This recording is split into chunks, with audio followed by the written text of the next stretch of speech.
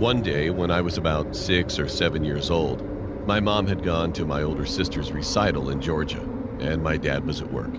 He was a pilot for some airline. So she left me and my older brother, who was only 12 at the time, at the sitter's house, which was a few blocks away from my house. My sitter, who I'm gonna call Bev, was 19, and she was pretty much the best kind of sitter to a 6 to 7-year-old boy could ask for. She'd let us play games and stay up watching TV, as long as we didn't bother her while she was on the phone with her boyfriend.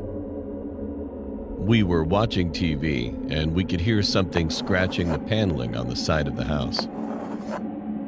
Naturally, we blew it off as a stray animal, so we continued watching TV. About 30 minutes to an hour later, Bev ran into the living room and locked the front door and shut the blinds.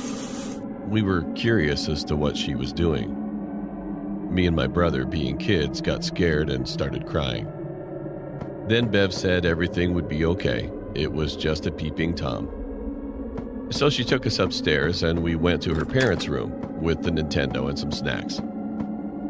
She said stay put and not to touch anything we didn't bring into the room. Not a minute later, after she walked out of the room, we heard a loud crash and glass shattering in the room below us. The sicko had thrown a brick from the walkway through the guest bedroom window and managed to get in. I remember Bev running into the room and pulling us into the closet and telling us we were going to play a game of hide and seek and to be very quiet. She got out of the closet and locked it from the outside latch and disappeared. Several minutes passed and we could hear a grown man screaming, come out wherever you are.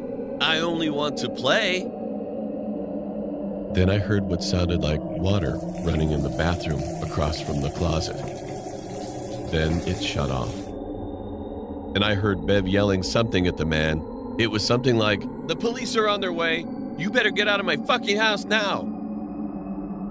Then we could hear loud, heavy footsteps sprinting out of the room, and then sirens wailing in the distance.